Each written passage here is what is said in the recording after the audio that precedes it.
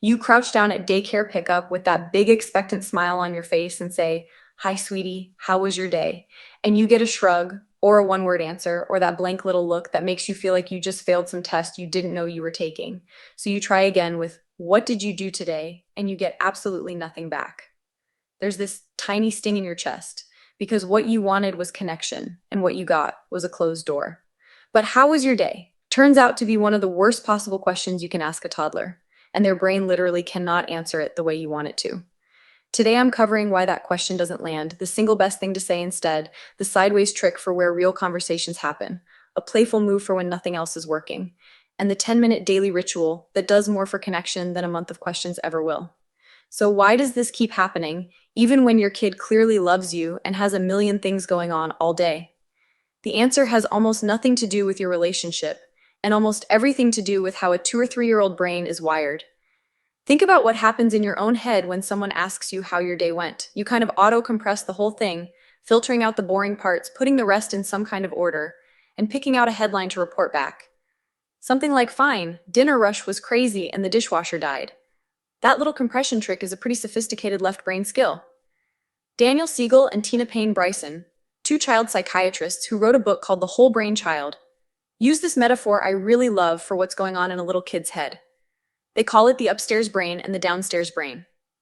The downstairs brain handles feelings, sensations, and impulses, and in a toddler, that part is wide open for business. The upstairs brain is the one that puts a day in order and tells a coherent story about it, and that part is still very much under construction until well past age 5. So when you ask a 3-year-old, "How was your day?" you're basically asking them to write a book report on an experience they haven't even finished processing yet.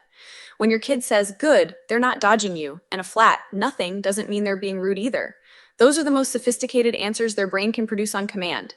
It gets more interesting than that, though, because the fix isn't finding a smarter question. The first swap is the most important one in the entire video, and it's this. Stop asking questions and start making gentle observations out loud instead. Instead of asking, "How was your day?" you try, "I noticed you came out of daycare really quiet today." Rather than, "What did you do?" you could say, "I noticed you're holding your lunchbox really tight." You can swap, "Did you have fun?" for, "You have that look on your face like something big happened today." Do you see what just shifted there? A question lands like a test, but an observation lands like a small gift. One says, "Prove to me you had a day," and the other says, "I see you, and I'm already paying attention to you." A friend of mine has a little boy who came in one day, red-faced and teary, after playing with the neighbor kids. In the past, when she'd asked him, "What's wrong?" she would always get nothing or, "I don't know." But this time, instead of asking anything at all, she just looked at him and said, "You look mad and sad at the same time." That one line opened a floodgate, and he told her this whole complicated story about another kid pushing him off the swing, and some bad words being thrown around, and a threatening stick. She didn't solve anything, and she didn't need to.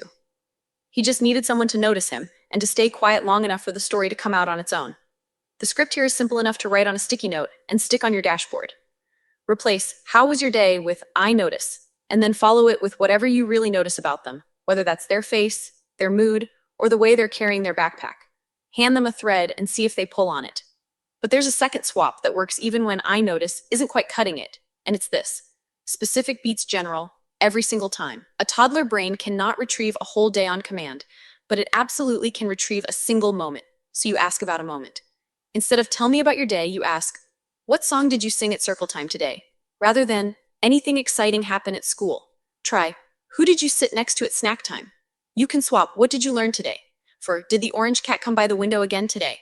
The trick is that you have to know a little something about their world to ask a question this specific.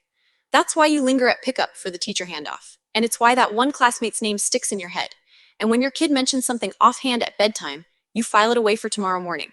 You will not always know the specifics, and that is completely fine. On those days, you fall back on "I notice." But when you do know something specific, please use it, because a specific question quietly tells your kid, "I have been paying attention to your whole life," and a general question simply cannot carry that same message no matter how warmly you ask it. This next swap isn't about the words you use at all, and once you see it, you won't be able to unsee it. The best conversations with little kids almost never happen when you crouch down, make eye contact, and ask them to report on their day.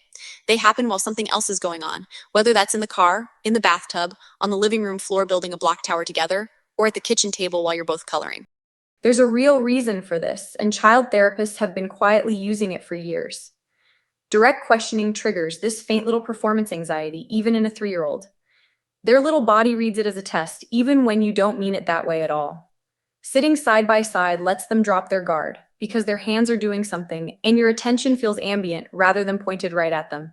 So try this one tomorrow. At pickup, don't ask them a single question for the first 5 minutes.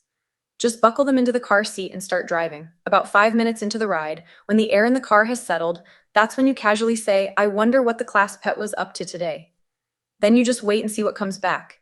Kids who will not answer a single direct question at the daycare door will happily narrate their entire day to the back of your head while you're driving.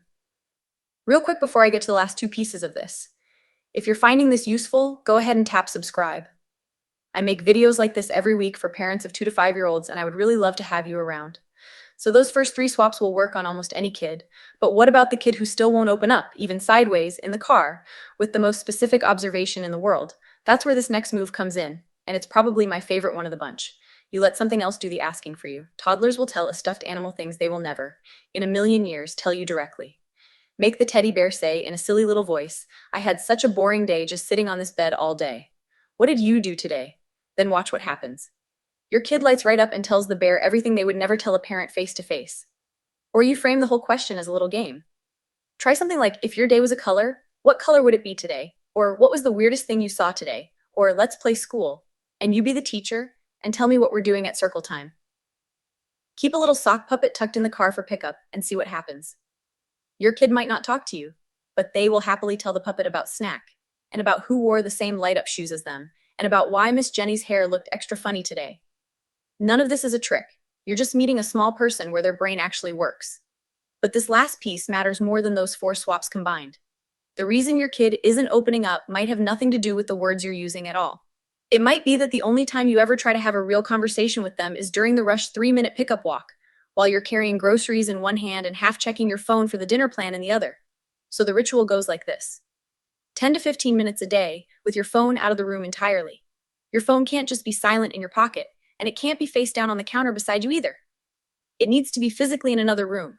Your child picks the activity, you follow their lead, and you ask exactly 0 questions the whole time. Describe what they're doing out loud with something like, you're making the train go really fast. Grab your own piece of paper and draw what they draw right next to them, mirroring their work. And when they say, the dragon is hungry, reflect their words back with something like, the dragon is hungry, huh? That's the whole thing, with no hidden agenda on your end. Most parents don't believe this until they actually try it for a week. You will get more unprompted stories out of those 10 minutes than you will from an entire month of, how was your day at pickup? Connection doesn't come from finding the right question to ask. A kid offers it to you once they feel you're really there with them, and not split between them and a screen. So the next time you're at daycare pickup and you get that little shrug, don't double down on questions. You smile, buckle them in, and drive in comfortable quiet for a minute or two. Then, when the air has settled, you say, I noticed you were holding your bear extra tight today.